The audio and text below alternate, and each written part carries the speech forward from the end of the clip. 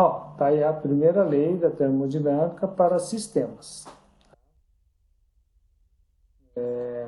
Espero que vocês consigam entender essa questão da termodinâmica que não é tão complicada assim. Então, ó, nós temos aí a primeira lei.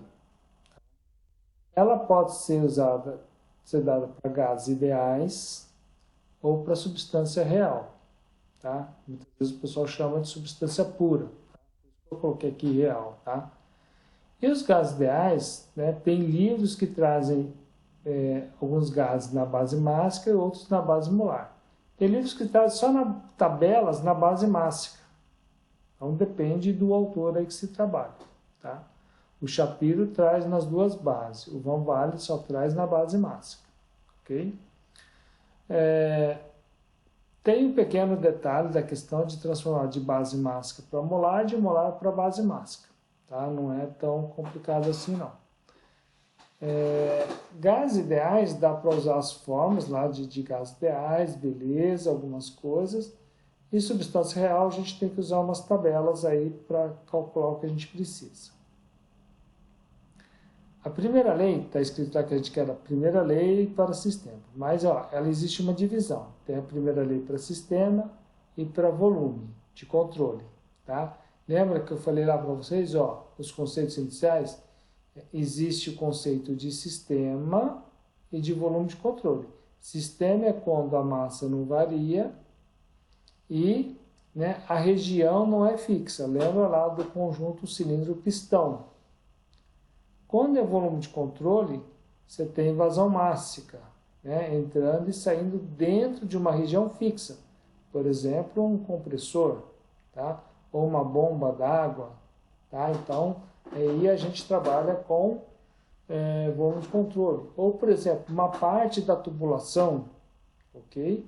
Então, a gente trabalha tudo com a questão de volume de controle e não com o sistema.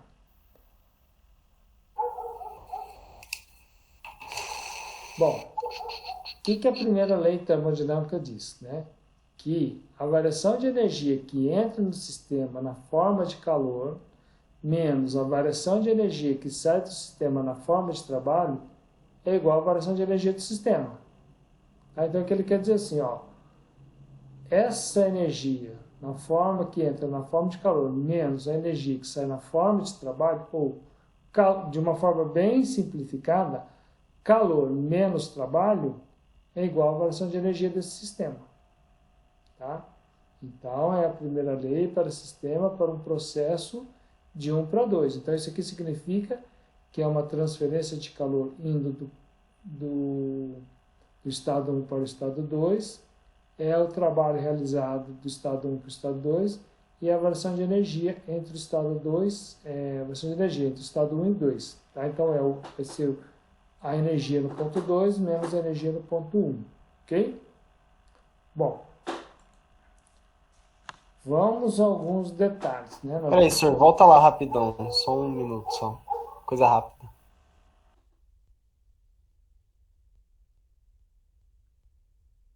Beleza, obrigado. Pode passar, pode passar. Então, ó, o que é trabalho? O que vocês aprenderam pelo conceito de trabalho? De uma forma bem simples, não é força vezes deslocamento? De uma forma um pouquinho mais elaborada, não é integral do vetor força pelo escalar vetor deslocamento? Diferencial do vetor deslocamento? Então, essa integral de força vezes deslocamento é igual, né, para o trabalho termodinâmico, a integral de pressão vezes o diferencial do volume.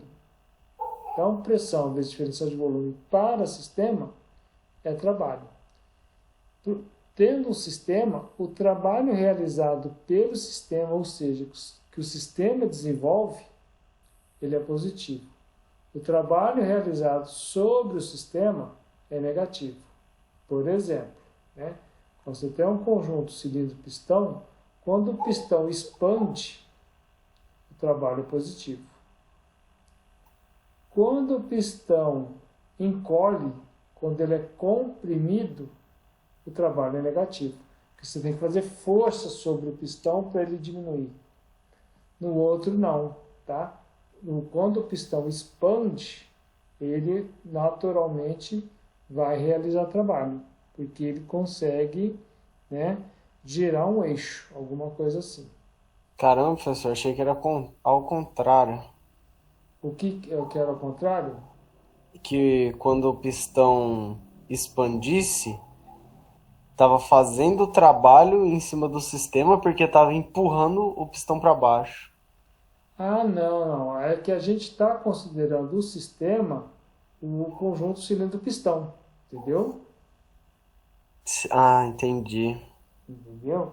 É claro, se houver dois conjuntos cilindro-pistão, um em frente do outro, enquanto um expande, o outro vai contrair. Se tiver uma haste ligando os dois pistões, se um estiver expandindo, o outro contrai, comprime. Aí, se o outro expandir, o primeiro vai comprimir. Então, depende da situação. Mas vamos Uhum, pegar um caso simples, né? tá. Tá? E aí a gente vai ver depois, mais para frente, alguns processos envolvendo a primeira lei com o conjunto cilindro-pistão. Tá? E a gente vai Mas ver o no caso de um único cilindro pistão, quando ele expande, o trabalho é positivo? trabalho positivo. Tá? Tá. Isso acontece, por exemplo, no motor de carro. Tá? Você tem, por exemplo, quando ocorre a centelha, tá? O pistão ele está no ponto morto superior, praticamente no ponto morto superior. Aí ocorre a explosão, o, o pistão vai se expandir e ele vai fazer com o conjunto da biela e do raio da manivela, ele vai fazer o virabrequim girar. E aí vai fazer o motor, vai girar, que ligado à caixa de câmbio e ligado às rodas, vai fazer o carro andar. Entendeu? Entendi. Tá? Porque é nesse caso que o Obrigado, mano. trabalho é positivo. Entendi. Aí quando ele recolher, aí ele vai ser negativo. Quando ele recolhe é negativo. É que é sim isso. Quando ele comprime, ele é negativo. Porque você tem que fazer uma força para que ele possa diminuir de volume. Entendeu? Entendi. Que aí no caso vai ser o outro pistão que vai fazer essa força. Não, pode ser outro pistão, pode ser um peso, pode, né, ser uma pessoa empurrando com a mão, pode ser qualquer coisa, tá? Não precisa ser necessariamente o outro cilindro, tá? Depende. Depende qual é o objetivo. É que, assim, cilindro pistão é muito usado em veículos, né, de motores de combustão interna, tá? É muito comum. E alguns compressores também, né? Tem compressores que você tem o conjunto cilindro-pistão também. Beleza? Beleza. Muito bem.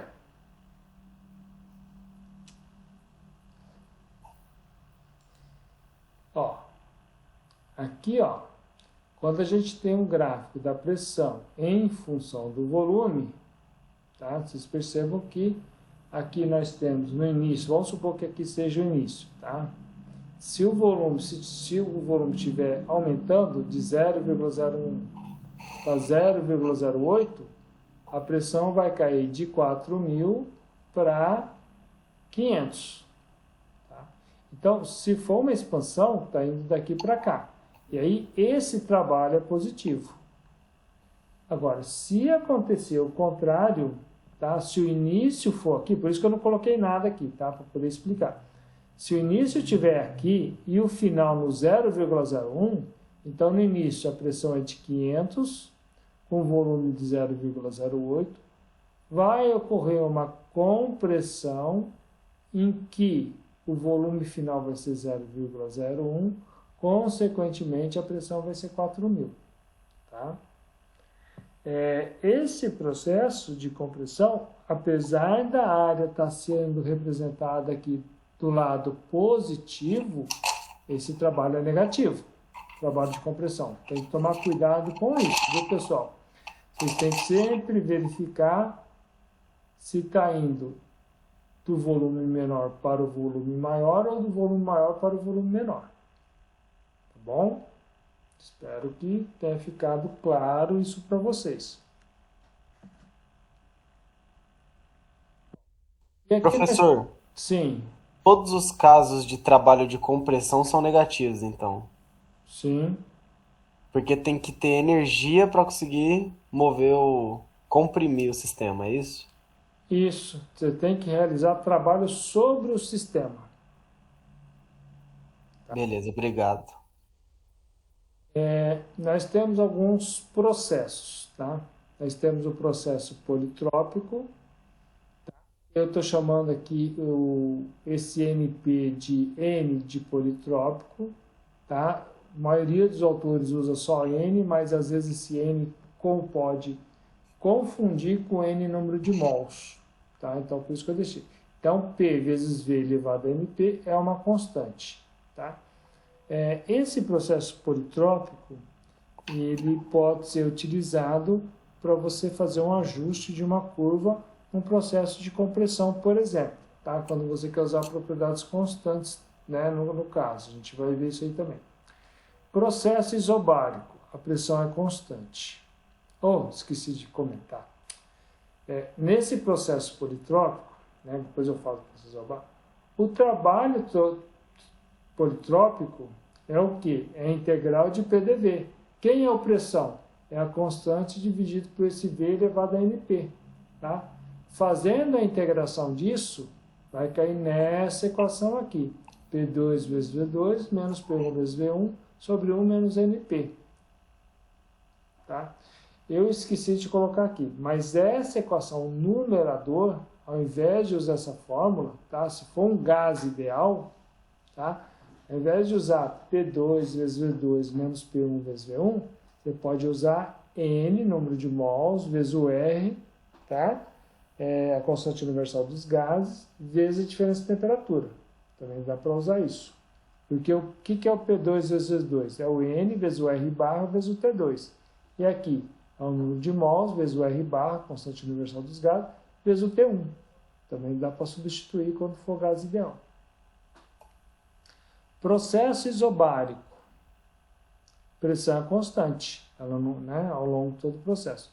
Então, no trabalho isobárico, o trabalho é pressão vezes a diferença de volume. Tá? Processo isotérmico. P vezes V é igual a constante. Tá?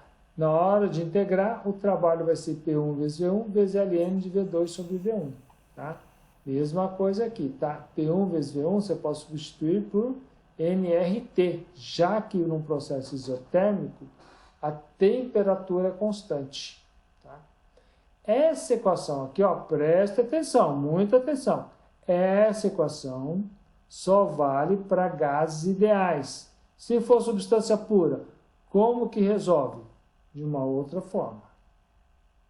Tá? Então, tomem cuidado com isso. Processo isovolumétrico ou isopórico. Oi.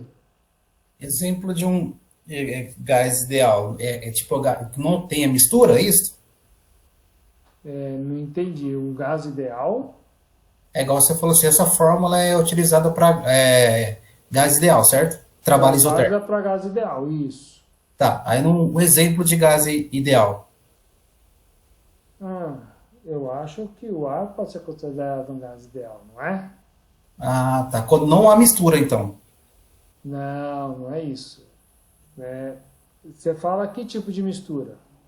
Tipo assim, um gás... Não, no caso, não tem nada a ver. Calma. É tipo um gás junto com outro. No caso, não tem nada a ver. Olha, o ar é uma mistura de gases. Ele tem aproximadamente, mais ou menos, 21% de oxigênio e 79% de nitrogênio. Ele tem outros gases também, tá? Mas os principais são esses. Tá? Então, na verdade, ele é uma mistura de dois gases. Mas essa fórmula aqui, ó, que está aqui, ela serve para mistura de gases ideais. Tá? A gente vai estudar a mistura de gases ideais em termodinâmica 2, tá? Que é a base para estudar a psicrometria, que é o estudo do ar úmido, e a base para estudar a combustão, tá? A psicometria é o estudo do ar úmido, que está relacionado com estudos de condicionamento de ar, por exemplo. Tá? E combustão, tá? Você tem tanto a utilização em sistemas de turbina a gás, como nos motores de combustão interna. Entendeu? Sim. Bom, no processo, só assim, a única coisa que eu quero que vocês... Eu vou fazer um exemplo com vocês, tá? O cálculo de um trabalho isotérmico para uma substância pura, tá? Vocês vão ver como é que é feito, tá? Não é usando essa fórmula necessariamente, quer dizer, não é usando essa fórmula. Processo isovolumétrico ou isopórico, tá? Ou seja, volume é constante. O trabalho vale 0, tá? Por exemplo, você tem um sistema de paredes rígidas. Se você aumentar, diminuir a temperatura, alguma coisa assim, né, o trabalho é 0. Beleza? Entenderam aí? Pelo menos tiveram uma ideia aí? Então, qual a primeira lei? O que a gente está vendo daquela? Não tem lá calor menos trabalho é igual a variação de energia? A gente está vendo o quê? Estudando o quê? As formas de trabalho. Aqui em termodinâmica, a gente não vai estudar os tipos de transferência de calor. Tá? A gente vai deixar isso para a disciplina de transferência de calor. Bom? Então, já vai cair também, de novo, mais ou menos vai cair o sistema aí, tá? Mas eu vou parar a aula, e aí na próxima aula a gente começa a fazer eu vou mostrar uns exemplos para vocês de trabalho, tá bom? E vou mandar esse material para vocês. Ok.